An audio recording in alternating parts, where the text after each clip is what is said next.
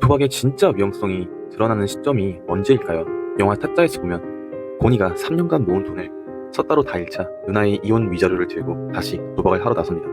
이때도 사실 고니가 내적으로 갈등하는 모습을 보여주죠. 도덕과 윤리, 그리고 어떻게 보면 법의 테두리를 넘느냐 마냐의 기로에서 어떤 선택을 해야 할지 괴로워하는 모습을요. 하지만 결국 그 돈을 들고 도박을 하러 나간 것을 선택합니다. 왜 그런 선택을 한 것일까요? 범죄자가 되는 것을 선택을 한 것일까요? 아니요. 이건 합리화에 성공한 것입니다. 나는 지금 인간 이하의 짓거리를 하고 있지만 따서 다시 갖다 놓기만 하면 아무 일도 없었던 게 된다. 그러니까 나는 아직 선을 넘지 않았다. 이런 식으로 말이죠.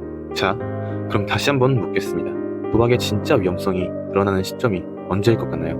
바로 내가 가진 돈을 다 잃었을 때입니다. 정확히는 내 돈을 다 잃고 남의 돈으로 도박을 해야겠다고 생각할 때부터죠. 사실 내 돈으로 도박을 하든 코인을 하든 어디 기부를 하든 무슨 상관이에요. 내 돈인데. 남의 돈을 빌려서 하고 훔쳐서 하니까 문제가 되는 거죠. 저도 그렇게 1,500만 원을 순간에 날리고 결국 고민하다가 대출을 받기로 결정했습니다. 그때 생각은 어차피 한탕이면 된다. 깔끔하게 본전만 채우고 대출 갚고 영원히 도박에서 손 떼자. 이렇게 생각했어요. 모든 도박 중독자들이 하는 망상입니다. 절대로 이루어질 수 없는. 왜 안 될까요? 일단 본전을 간다는 것부터가 말이 안 돼요. 도대체 얼마가 될 본전일까요? 사실 1,500만 원 중 제 돈은 300만 원이 채 안 됐어요. 그리고 그나마도 그동안 쓴 걸 생각하면 진작에 제 원금은 다 쓰고도 남았죠. 하지만 도박을 하는 사람들은 항상 고점의 금액을 자기의 본전이라고 생각을 합니다. 내가 1,500만 원까지 만들었으니까 1,500만 원이 내 본전인 거예요. 그렇게 원금을 고점의 금액으로 생각하기 때문에 본전을 간다는 것 자체가 굉장히 어려워요. 그리고 어떻게 본전을 간다 하더라도 오히려 그게 더 문제예요. 본전이 되면 처음 계획대로 돈 다 빼고 도박 멈출 수 있을 것 같죠? 본전에 도달했기 때문에 다시 도박을 합니다. 거봐, 좀 집중해서 하니까 잘 되네. 혹은 분석을 이렇게 하면 되는 거였네. 그동안 잘못하고 있었네. 이런 식으로 생각을 다르게 하게 되거든요. 즉, 도박으로 돈을 딸 수 있다는 희망을 다시 가지게 돼요. 그리고 실제로 그렇게 대출받아서 했는데 초반에는 돈을 따는 경우들이 종종 있어요. 그리고 그런 경험을 하게 되면요, 그때부터는 오히려 진짜 이 도박의 늪에서 빠져나올 수가 없어요.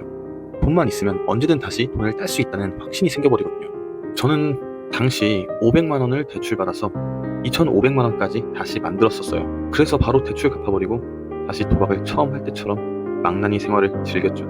근데 이게 오래 못 가요. 밤만 되면 또는 혼자 있는 시간만 되면 계속 도박을 하고 싶게 됩니다. 여러분 생각을 한번 해보세요. 직장인도 그럴 텐데 학생이 2천만 원을 도박으로 땄어요. 이 자극을 너무 만한 게 어떤 게 있을까요? 아무것도. 일상에선 재미를 얻을 수 없게 됩니다. 친구 만나서 놀고 여자친구 만나서 놀고 술 마시고 해도 아무런 자극이 없어요. 순간의 외로움 정도만 해결할 수 있습니다. 도박할 때만큼의 강렬한 자극과 쾌감을 얻지 못해요. 그래서 절대 다시는 안 하겠다는 다짐을 어기고 결국 다시 도박을 하게 됩니다. 실제로 카지노에서 돈을 사람들이 따가도 그렇게 큰 걱정을 안 하는 이유가 이것 때문이래요. 돈을 따서 간 사람은 무조건 다시 돌아오게 된다고.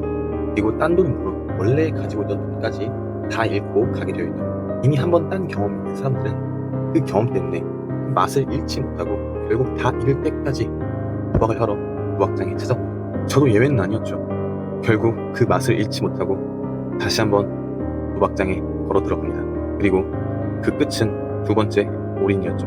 근데 이번엔 생각보다 괜찮았습니다. 왜냐고요? 저에겐 아직 보험이 남아있었거든요. 500만 원 다시 대출받지 뭐. 참 무섭죠. 이때부턴 대출 받아서 도박을 한다는 거에 아무런 죄책감이나 망설임, 두려움이 없어져요. 왜냐면 대출을 받고 따서 갚았고 오히려 본전 이상으로 벌어봤기 때문에 그게 또 가능할 것이라고 착각을 하게 됩니다.